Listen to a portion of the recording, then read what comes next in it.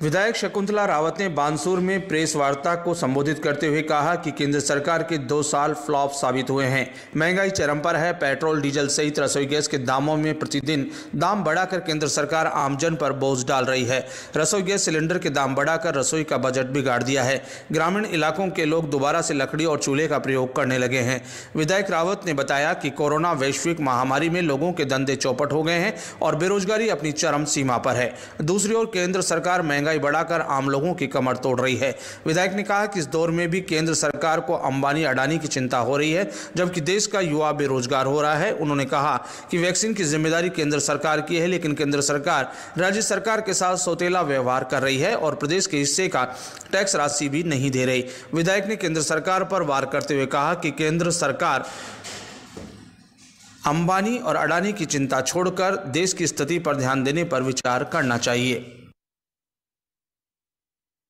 के अस्पताल हो, नारायणपुर का अस्पताल हो, नारायणपुर में भी जनरेटर, यहाँ बानसूर में भी, और जो डिजिटल एक्सरे वो भी हम पूरी संपूर्ण सुविधाएं कर देंगे कि बानसूर का व्यक्ति कहीं बाहर नहीं जाए, उसे बाहर नहीं जाना पड़े इलाज के लिए। ये हम पूरी कोशिश कर रहे हैं। और बानसूर वासियों से भी मेरा निवेदन है सभी से कि कोई भी बाहर नहीं निकले बिना काम के, और निकले तो मास्क लगा करके निकले, क्योंकि मास्क ही बचाव है। अभी जैसा संकट आया था तो उसको देख कर के कई लोगों में तो बहुत भय बना हुआ है।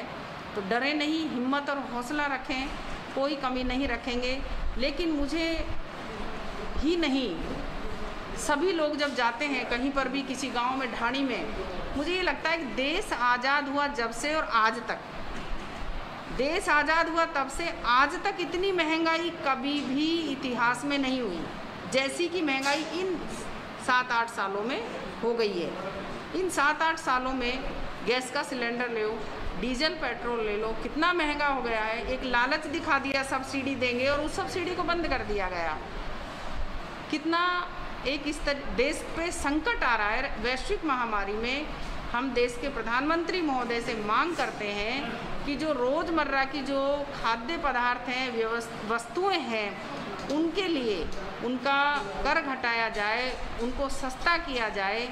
भारत देश का किसान हो, मजदूर हो, फैक्ट्री वर्कर हो, सभी के लिए कम से कम, कहते थे पहले तो सरकार नहीं बनी, हम खाते में पैसे डालेंगे, महिलाओं के डालेंगे। अरे महिलाओं के में मत डालो, कम से कम किसान, मजदूर और जो फैक्ट्री वर्कर हैं उनके खाते में पैसा डाले भारत सरकार।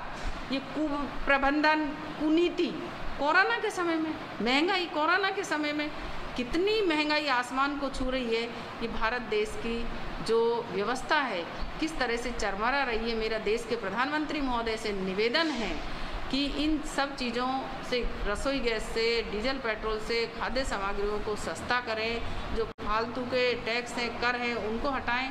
और युवाओं के लिए जो वैक्सीन की जो मारामारी बच रही है, तो वो वैक्सीन की व्यवस्था एक